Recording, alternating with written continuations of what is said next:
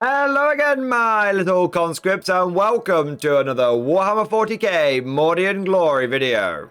In today's episode, we shall continue our analysis of the 10th edition previews for the Imperial Guard. This time, though, we are mixing it up a little bit. Rather than going over a unit, instead, we shall be casting our critical eye over the unique stratagems that the Astra Militarum will have available in new 40k. And good news, my fellow guardsmen, because I'll tell you what, I'm just gonna say it, it's popping up, baby! That's right, every single one of these strats looks really good, and I think the Guard have got a really good hand dealt to them. Tougher vehicles, better artillery, more effective officers, endlessly respawning infantry and light armor.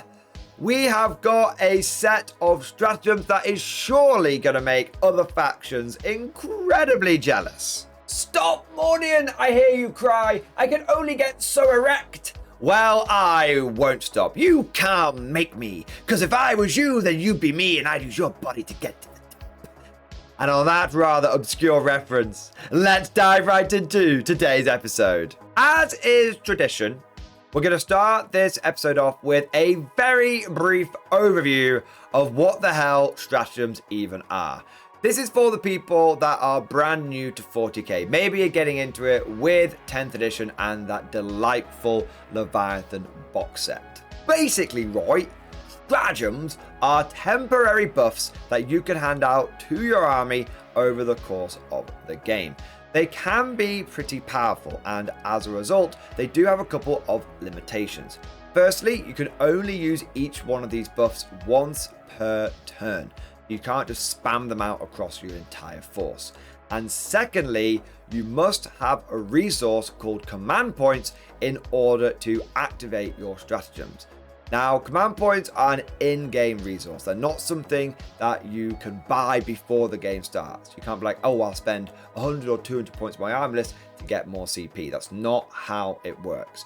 Instead, they are accumulated over the course of the game, and each player generates one at the start of each turn.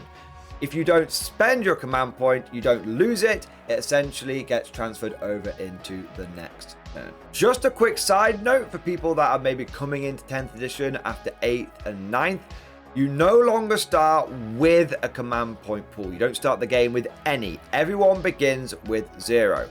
So if you see what looks like quite a powerful ability and it only costs 2 command points, don't be scratching your head thinking, oh man, everyone's going to be using that, because you know that your opponent is going to have to wait at least a couple of turns before they get access to that stratagem. So now we know how stratagems and command points work, let's take a look at the Guard ones for 10th edition.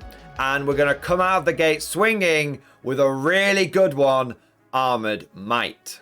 Now it does cost 2 command points, which as previously mentioned is kind of expensive under the new regime, but it's worth it because it makes one of your vehicles much tougher to deal with.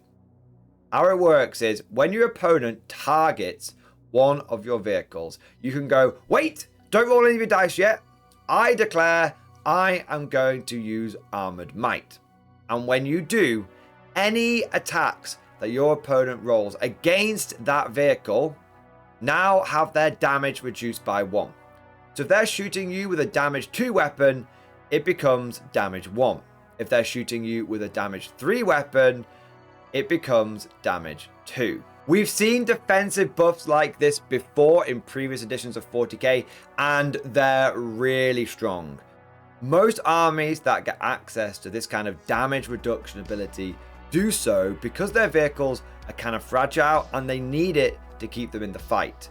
With Guard, that ain't the case. We are famous for having very cost-effective and very durable armored vehicles.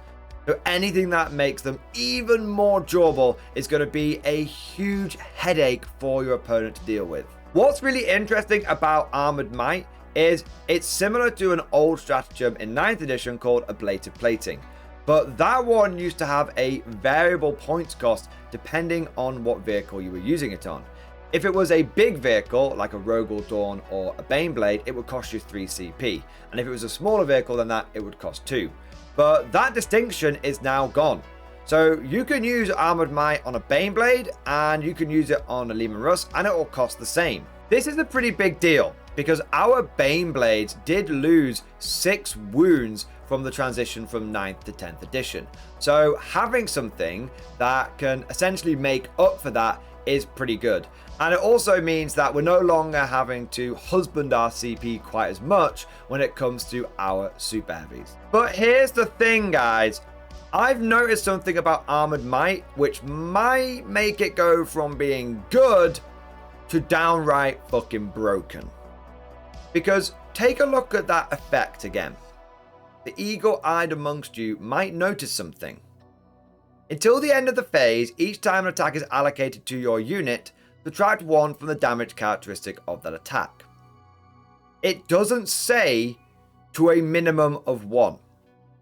In previous editions of 40k, GW always made that distinction. They always made it clear that a damage could not be reduced to 0. But they don't say that with Armored Might. It simply says any attack coming in has its damage reduced by 1. So if your tank gets hit by a single damage weapon and you use Armored Might, that damage would be reduced to 0. I have checked the core rules and I can't see anything in there which counters this, but if you've noticed something, let me know down in that comment section. But seriously guys, there's a genuine possibility that Armored Might can make one of your vehicles completely immune to small arms fire.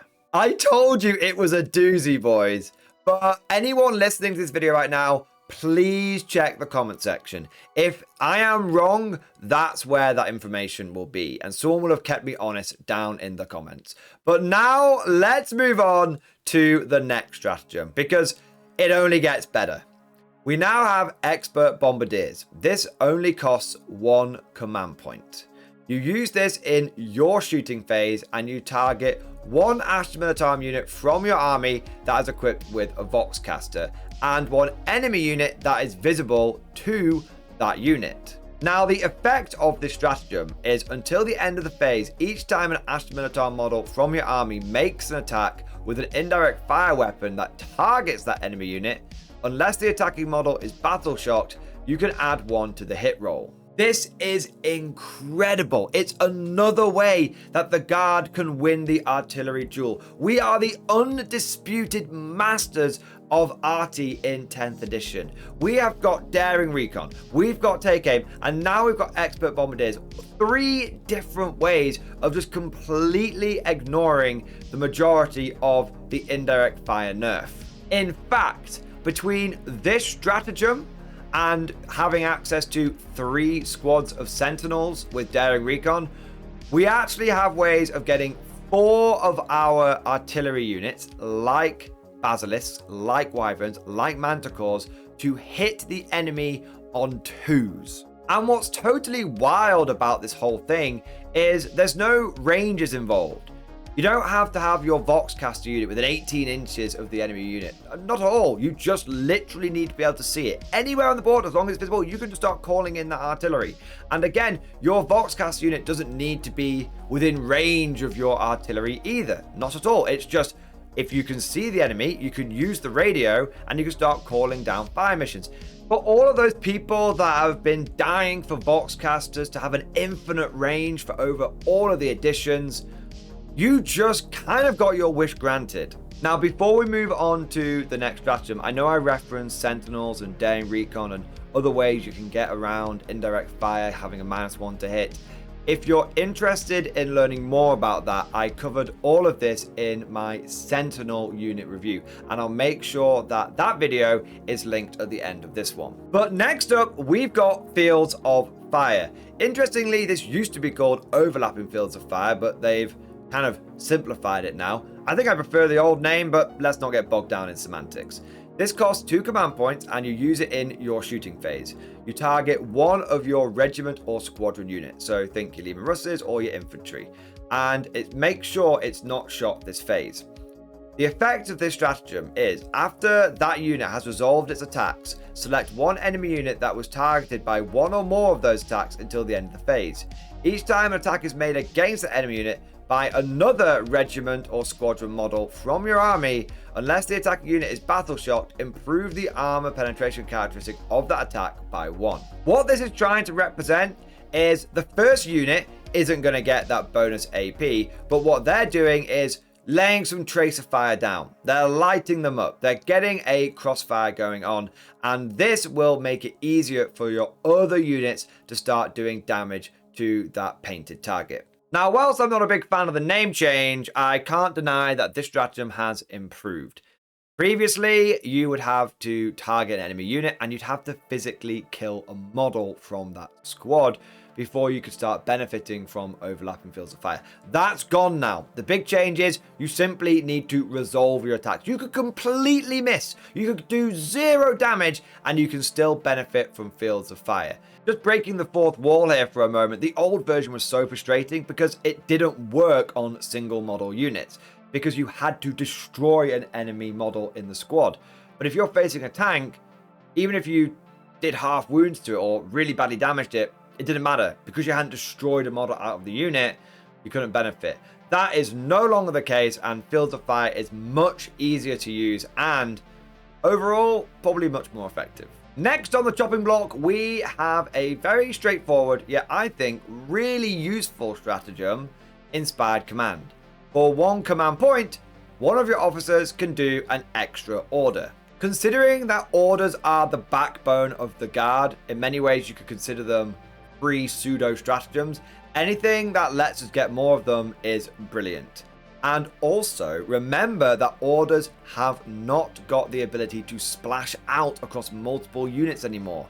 That's certainly something that veteran guard players were a bit annoyed about going into 10th, but thanks to Inspired Command, it shouldn't be such a big problem anymore. After this, we've got reinforcements. Now, this stratagem has been covered before on this channel, but for the sake of completeness, I will cover it here. It's a stratagem that was initially previewed by Games Workshop on Warhammer Community, and how it works is for 2 command points, you can bring one of your units back from the dead. I know, necromancy, one of the dark arts, surely the guard codex has been infected by chaos, but what it actually represents is more men being pushed into the grinder. Send in the next wave! Glory to the first man to die! You use the stratagem in any phase, and you have to use it the instant that one of your units is just destroyed. When that unit is destroyed, you can spend 2 command points, and rather than it being wiped out, taken off the board, and completely being taken out of the game, instead it goes back into strategic reserves. This means at the beginning of your next turn, you can bring it on following the strategic reserves rules. The main restriction with the stratagem is you cannot use it to bring back characters that were attached to the unit. So if you had a big block of 20 Deathcore Krieg being led by a platoon command squad, you could use the reinforcement strat to get the 20 Deathcore Kriegers back, but the command squad would not come back. On the surface, this is a really powerful strat. Anything that lets you basically get 3 points throughout the game is really good. But I have playtested this stratagem extensively as part of many of the demo games that I have done on the channel. And what I found is, yes, it's good, but infantry without orders are pretty underwhelming. And so you can push more meat into the grinder, but don't expect their damage output to be overly high. How I would use this order is not to use it to go on the offensive or to keep pushing forward and attacking, but actually use it to make sure your backfield objective is secure. Most games of 40k involve multiple objectives across the board, but nearly every single one involves one being in your deployment zone. So how I think this is best used is you push your guys forward, you keep going in attack, you fight over the mid-ground, you're going on to the enemy objective, but when your own objective feels like it's being threatened, you can use reinforcements and you can bring 20 guys back in to just lock it down. But to be honest, there's loads of different ways you can use this thing. Get 20 more guys to reform a screen that fell slightly quicker than expected. Or, if you need a bit more damage output, You can use this to resurrect things like Sentinels, which will come back with their Hunter Killer missiles. This was confirmed as part of the Guard Expo game that GW did. And if the artillery duel, despite the fact you've got Expo Bombardiers and all these other things, isn't quite going your way, you can use this to bring back field ordnance batteries and heavy weapons squads with mortars as well. And last, but certainly not least, we have Suppression Fire, a stratagem that I'm sure many fans of the TV show Archer will be glad to see. How this works is, in your shooting phase, you select one of your infantry units and you select one enemy unit. It can't be a monster or vehicle though. This is for infantry on infantry combat. The effect of the stratagem is, if your Astra Militarum unit scores one or more hits against that enemy unit this phase until the end of your opponent's next turn, each time a model in that enemy unit makes an attack, subtract 1 from the hit roll. This is a very nice tool to have in your toolbox. The ability for one of your relatively disposable guardsman squads to hose down an enemy elite infantry unit. I mean, think about all those Terminators that are going to be hitting the scene with the Leviathan box set, and just give them a debuff. You need literally one hit out of a couple of dozen shots, and you're going to make those Terminators hit as good as a guardsman. Or maybe you're getting into a peer-to-peer fight with guardsmen taking on other light infantry, and you need to tip that firefight into your favor. Well, Suppression Fire might just be able to do that. Some of the Longbeards watching this video might recognize that Suppression Fire used to be an order that you could do. And you might be grumbling to yourself thinking, oh, well, I used to be able to do this for free, but now I've got to spend a command point on it. That's not how I see this. Because it was an order before, it was in competition for things like Take Aim or First Rank Fire, Second Rank Fire. Now that's no longer the case. You can now stack Suppression Fire and also do First Rank Fire or do Take Aim. In many ways, by becoming a stratagem, it's become a lot more viable. I know it's a little restricted with only being able to use by infantry on infantry, and if you had to twist my arm, I would admit that this is the weakest of the guard strats. But just because it's the weakest out of 6 amazing strats doesn't make it a bad one. Of course, all of this is just like my opinion, man. Let me know what you think down in the comment section below. Are you a fan of the new stratagems? And if you are, which one is your favorite? And of course, more importantly, have you already come up with some crazy combos and the best ways of using these things? If you've enjoyed today's video, don't forget to smash that like button and also subscribe to never miss an episode. And if you found this whole thing particularly fun or informative, please consider becoming a channel member or patron. By supporting the channel, not only are you helping us create more videos here on the Mordian Glory channel, but you will also unlock a whole bunch of perks for yourself, including access to the Mordian Glory Discord server, an online community with over 1,500 active members. It's always popping off in the MG Discord, and we've got channels for discussing army list tactics, new 10th edition stuff, and of course, it's got a pretty spicy meme section as well. And I just want to take a moment to say a big thank you to all of our latest members. So thank you to Joe M, MP Bros 20, Robbie Mintz, Hand of Banath, Sam Richardson, Matthew Manty, Dr. Gun Go Pew Pew, Christopher Jackson, Noswell X, Go EA, Ely, Man, Milan Cora, James Hewitt, C. Wolanski, and John. I also want to shout out the latest Patreons as well, so a big thank you to Jeffrey Hill, Digit, Heartsick Ruben, DA Ware 7, Ewan Furs, Jesse Tucker, Jonathan Vega, Franz Calamari, Michael Straub, Legendary Hot Dog, Capusa, and Strigoi Gold Queen. And last but certainly not least, I want to take the time to say a special thank you to all of my top tier Patreon supporters. These are the War Masters, the people who have truly gone above and beyond the Call of Duty. So a massive thank you to Alan Blunt III, Bon Vert, Mark Panconi, Ross Miller, Swordfish Trombone, John Stubbs, Diesel Fox, and August Barney. Thank you guys. Your incredible and generous support makes a huge difference and is a big part of how I'm able to do more Doing Glory. Hope you all enjoyed today's video. Thank you for watching, and of course, as always, I'll see you guys next time.